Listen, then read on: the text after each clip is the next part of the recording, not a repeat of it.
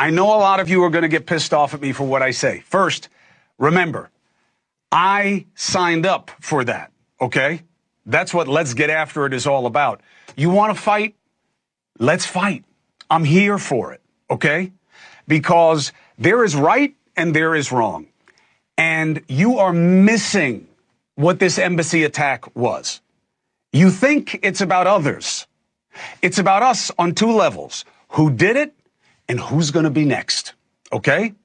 And we don't talk about this enough, and shame on me for feeding so much of the BS that we allow to distract ourselves. The latest terror murder is proof of everything we are really battling against, and I mean we, okay? Not MAGA versus the left and how many seats they can get so that they can get the money and pointing the fingers and prosecuting each other. That's all BS done to divide us for their advantage. Extreme Islamism, not Muslims, not just Islam, not just Islamism, but extreme Islamism. Okay? That is the wellspring of terrorism, and it is an underrated threat in America. 9/11 is too long ago, apparently, and we are paying more attention to the threat of trans athletes than of terrorists recruiting and radicalizing the most vulnerable population in America, young men. The young man who murdered two Israeli embassy staffers, 30-year-old Yaron Lishinsky and 26-year-old Sarah Milgram, is a perfect example of the problem. He shouts "Free Palestine" not because he is from there or understands the place, but because as a young brown man, he identifies with the oppression and he has been conditioned to do that. We know the shooter is a far-left activist, caught on camera shouting "Free Palestine," and as he was arrested, he kept chanting the slogan and said, "I did it for Gaza." So why the F are all these people on the left saying "if true"? And if that's who he is, and if he's not an IDF plant, and you don't want any of the blame for what just happened on you? He is described as what he is. He said what he said. Stop asking why people who understand what we're up against, like Douglas Murray, caution Joe Rogan against his comic buddies bashing Israel for sport and to develop a following. Prosecutors allege this guy fired nearly 24 bullets in this attack because he wanted to kill as many as he could. And we know what's feeding the fire, right? Don't pretend to not know what this is about. The man has been conditioned to identify with the oppression in Gaza as if he's one of them, and there are so many like him here, in our families, on our campuses. Did he know one of his victims wasn't a Jew? I love how people are using that as it somehow mitigates what this was about. You know he didn't know, right? He was there to kill Jews, obviously. But imagine if you're right, and he did know that one of them was not Jewish. So now they're targeting not just Jews, but those who stand with Jews? Now, if it's not true, and I doubt it is, that he knew, it is certainly what Islamists instruct on the extreme side, here on American soil. Did he know that the two people he murdered were leaving an event that was about coordinating more aid to Gaza? Would it even matter when he's constantly told that Israel is starving as part of a genocide? And many feeding his broken brain are in America in positions of influence and power. And even though same people are now saying they're disgusted by this, even though it's the latest manifestation of their efforts. And they're saying they're against anti-Semitism, like the Squad and its putative leader, AOC. Absolutely nothing justifies the murder of innocents. Anti-Semitism is a threat to all we hold dear as a society. It must be confronted and rooted out everywhere. Did I miss the word Jews in there in terms of who was killed? Odd omission. Odd omissions. They're not just innocents. He just didn't go into a school and fire away. He was looking for Jews. You know, the people you say are conducting a genocide. Those people. Now, of course, AOC doesn't just say what I just read, right? Nor do her colleagues, right? And it's all those other signals and suggestions that foment what we saw here and on our campuses. And you can make the case. Hold it. You can make the case. Don't draw a moral equivalency between the murder of 2 and the murder of thousands. Okay. In Gaza. Okay. But what are you leaving out in that? I'll tell you what the parallel is. Okay.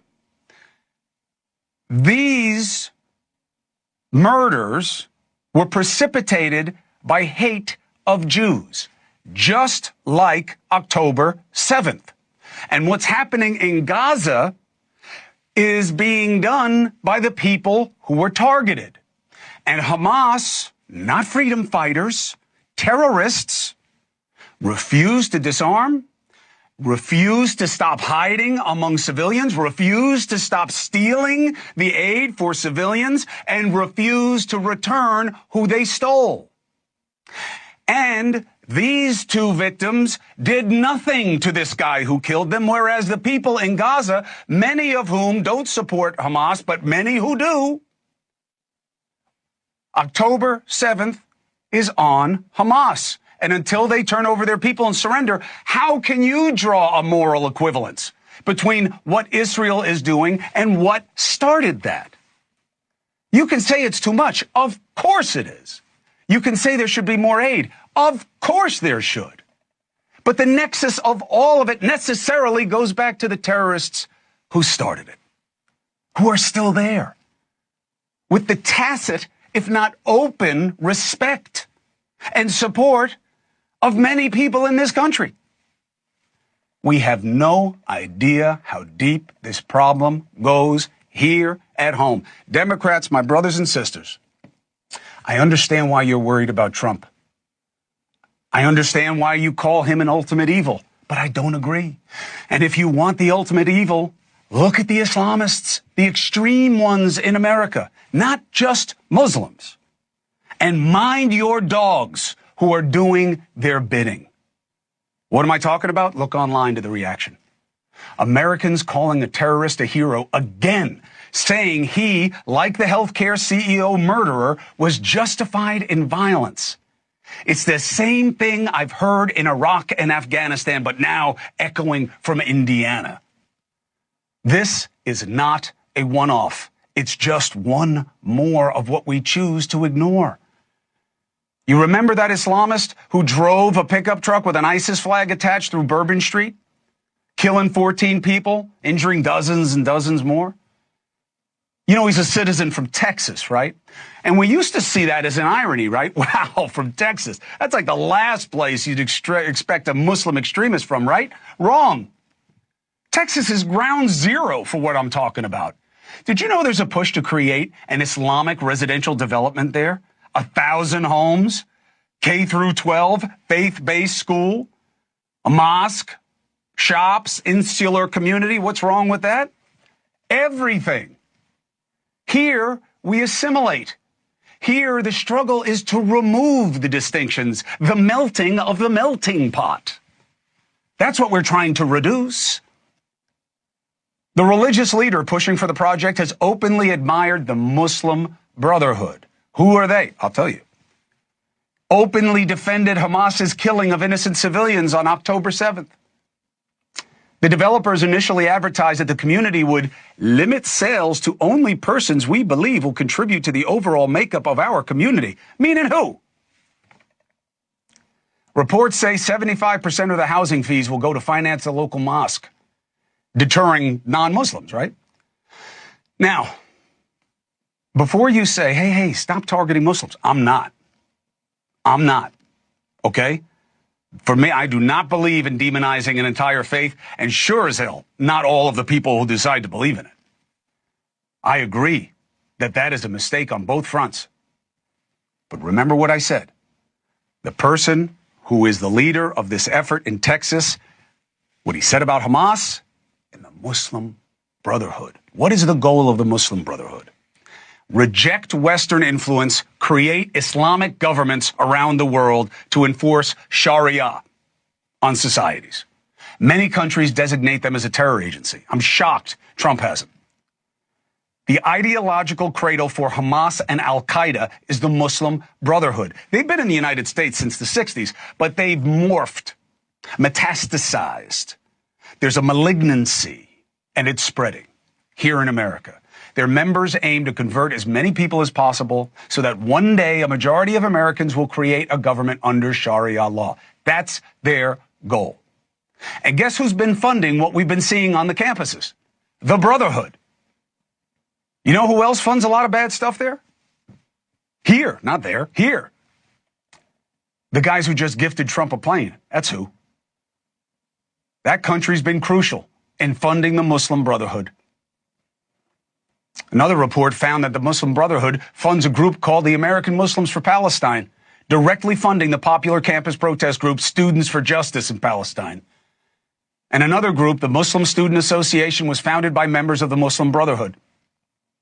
And another group that funds the student protests, called the Samadown Palestinian Prisoner Solidarity Network, has been sanctioned by the Treasury Department for raising money for the Gaza terror organization PFLP. So, this is what I need you to understand. All right? It's too simple to say it's horrible that Jews were targeted here in America. Get used to it. They're not safe anywhere. And they have to be defended for what they represent about all of us everywhere. That's how big this is. Every one of these things, every time it happens, oh no, it's just him, it's just this, it is all connected. What's going on with him, what's going on in the Middle East, what's going on our campuses. You think that we are an island here. You think that because there is a relatively small Muslim community in America, that it doesn't really matter. You're wrong.